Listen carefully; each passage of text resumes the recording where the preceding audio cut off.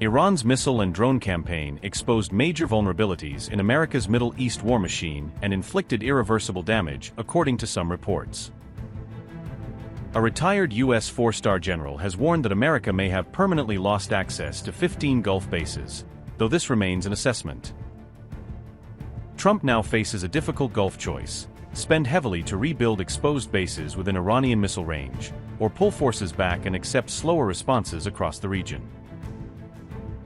U.S. facilities in Bahrain, Qatar, the UAE and other Gulf states may require major hardening, repairs and air defense upgrades if Washington wants them to withstand future Iranian strikes. The Pentagon is reportedly weighing a more dispersed force posture, with Diego Garcia emerging as a key logistics hub despite the longer supply routes and higher costs that would follow. U.S. forces may have permanently lost access to 15 Gulf bases after Iranian strikes, according to an assessment cited in reports. The claim comes as Washington reconsiders its military footprint across the Middle East after the Iran conflict.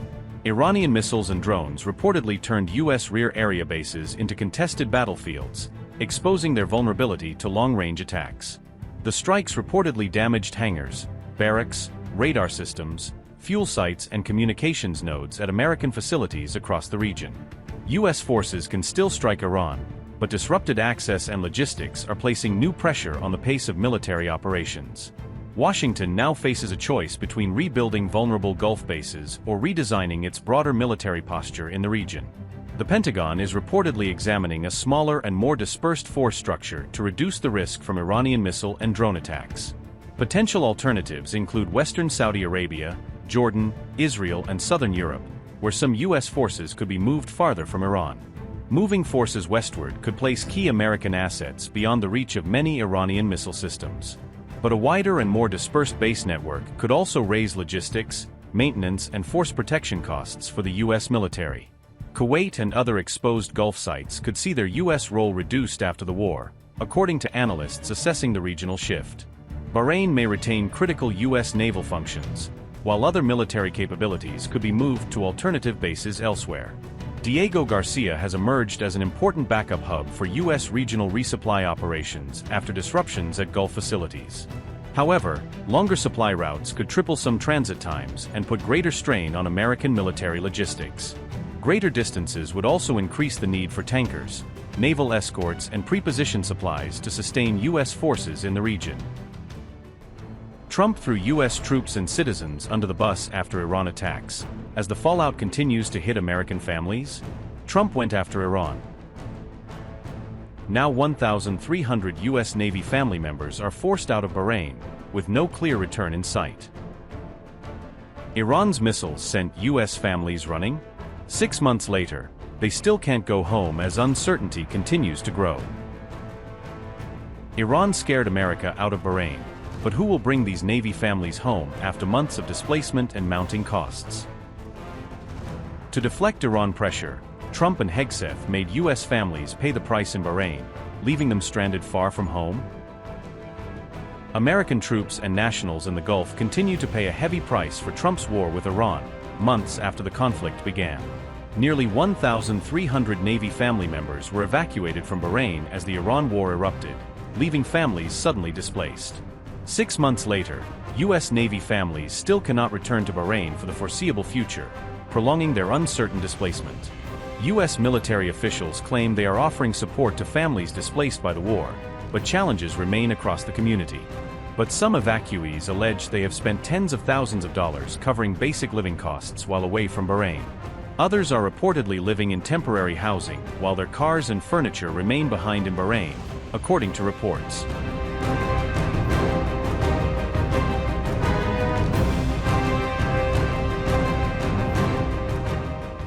U.S. Navy officials warn safe haven benefits can begin expiring after 180 days of evacuation, creating another looming deadline. The approaching deadline has forced the U.S. Navy and State Department to develop new support options for families unable to return. Bahrain hosts the NAVCEN headquarters along with thousands of U.S. service members and civilian personnel, making it strategically vital. The U.S. Navy reduced its presence after the Bahrain base came under Iranian drone and missile attacks during the conflict. NAVCENT Commander Kurt Renshaw called the situation uncharted territory for military families facing prolonged uncertainty. Navy officials have also told families to designate new home bases, with most reportedly being located within the United States. Officials have not provided families with a firm timeline for when they could eventually return to the Bahrain base. The U.S. Navy is developing longer-term plans for where NAVCENT could operate, according to Stars and Stripes.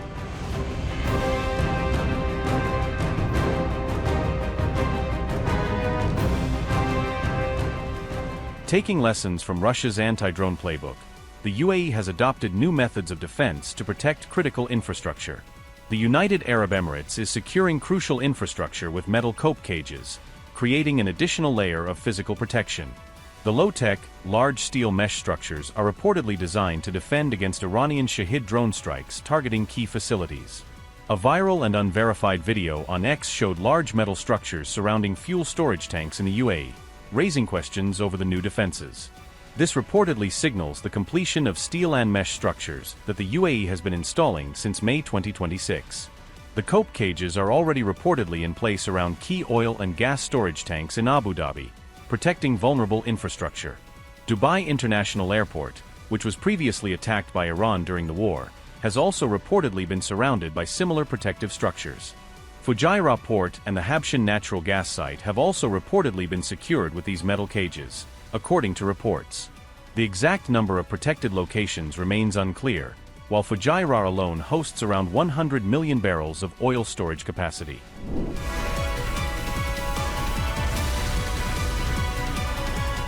The cages are also known as barbecue grills, designed to create a physical barrier that can interfere with or intercept incoming drones. It was Russia that began widespread use of these cages around oil storage tanks and refineries as drone attacks intensified.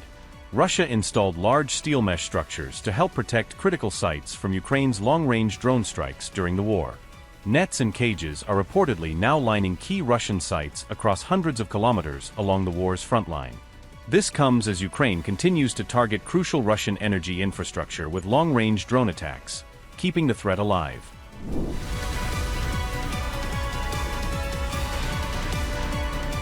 Iran's security chief threatened earthquake-like retaliation against Trump, according to Iran International.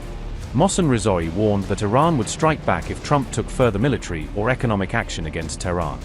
He also warned Iran's neighboring countries against joining Washington's economic campaign, saying cooperation could make them targets.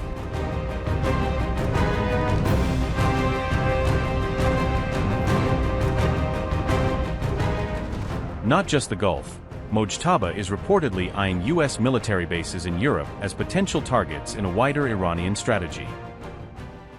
Iran is reportedly eyeing military targets in Europe if President Trump escalates the war, according to a report by the Financial Times, raising fears that the conflict could spread far beyond the Middle East.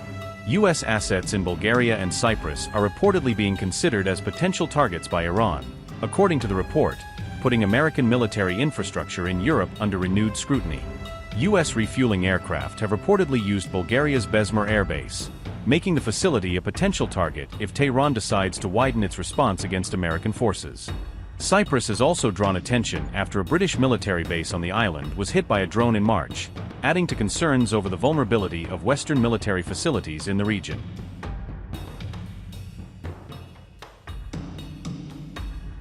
The IRGC has also reportedly examined possible attacks on undersea fiber-optic cables around the Strait of Hormuz, raising the possibility of disruption far beyond conventional military targets. If carried out, such plans would represent a major expansion of the conflict, taking the confrontation beyond Iran and the wider Middle East into critical global infrastructure. One source told the Financial Times that Tehran could place no limits on its response to any new U.S. attack, signaling how sharply the stakes could rise if fighting resumes.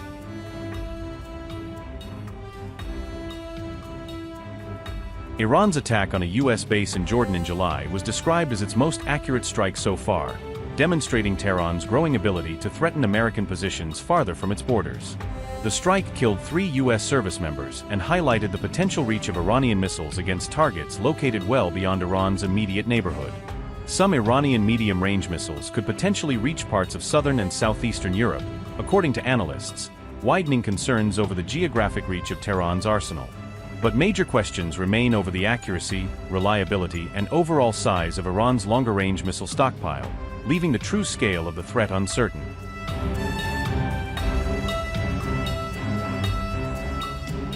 A senior IRGC commander has issued a grave warning to Iran's adversaries, signaling that Tehran may be preparing its next move in the conflict. Iran's enemies should anticipate strategic surprises, IRGC official Yadollah Javani warned, hinting at new tactics or weapons that could catch the US and its allies off guard. Javani said Iran is now shifting from a defensive posture to a more offensive one, suggesting Tehran is ready to take the initiative rather than simply respond to attacks. Upgrade your news experience with the all-new HT app. Download now.